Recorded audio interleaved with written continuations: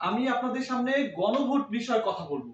প্রার্থীর বিষয়টা আপনাদের যার যার যাকে যোগ্য মনে হয় তাকে ভোট দিবেন, এ ব্যাপারে আমি কথা বলবো না। আমি কথা বলবো গণভোট। এই গণভোটটা কি? দুইটা ব্যালট যেটা বললাম, এই গণভোটটার বিষয় বলছি। গণভোট হচ্ছে এমন একটি বিষয় যখন দেশের বেশ কিছু সাংবিধানিক নিয়মাবলীর পরিবর্তন দরকার হয়, যে পরিবর্তনগুলো হবে দেশ ও জাতির কল্যাণে। সেই পরিবর্তনগুলোর পক্ষে জনসাধারণ কি চায়, সাধারণ নাগরিকগণ কি চায়, এইটা তাদের মতামত নেওয়ার জন্য একটা ভোট হয়, যেটার নাম গণভোট। আগামীর একটি টেকসই বাংলাদেশ যাতে হয়, সেখানে বেশ কিছু পরিবর্তনের কথা নিয়ে এই গণভোটটা আসছে। এই গণভোটে 4টা পয়েন্ট থাকবে। এই 4টা পয়েন্ট যদি আপনারা সমর্থন করেন, তাহলে আপনারা গণভোটে হ্যাঁ দিবেন। এই গণভোটে হ্যাঁ দিলে আপনার বেশ কিছু পরিবর্তন।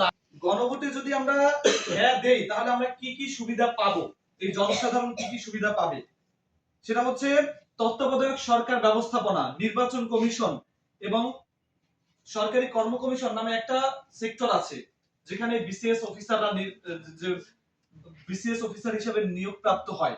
এগুলো স্বাধীনভাবে কাজ করবে, এখানে কোনো সরকারি দলের হস্তক্ষেপ থাকবে না। আমরা এটা চাই না যে যার মেধার ভিত্তিতে সে চাকরি পাক। একজন বিসিএস অফিসার সে যোগ্য মেধার ভিত্তিতে চাকরিতে নিযুক্ত হোক।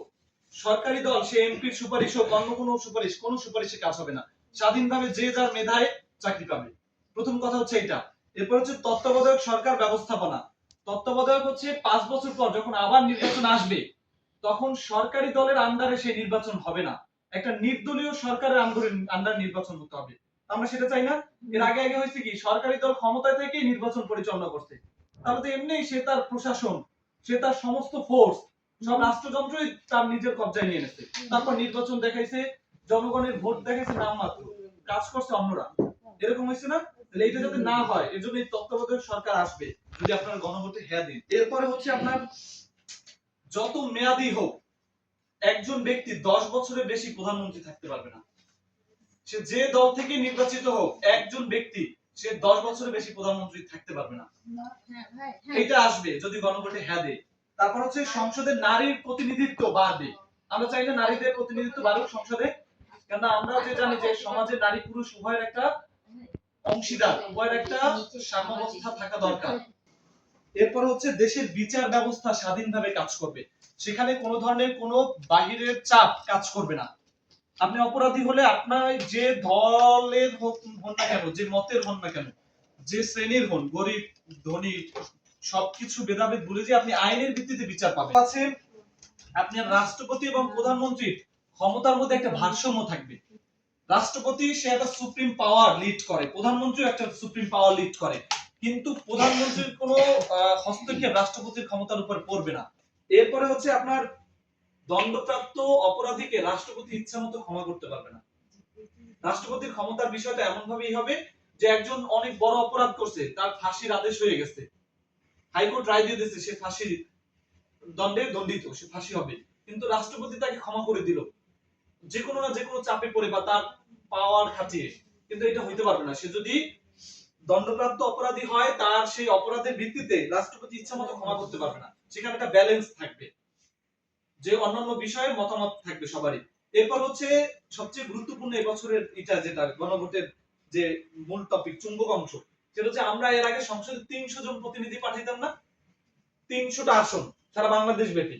যেমন এর ভিতরে আমাদের পিরিজপুর 2 আসন, এরকম বরিশাল 1, খুলনা, সব জায়গা থেকে এরকম আসন হয়, 300 আসনে এমপি হইতো। এবারে 300 আসনের পাশাপাশি আরো 100 আসন আসবে, মোট 400 আসন হবে সংসদে।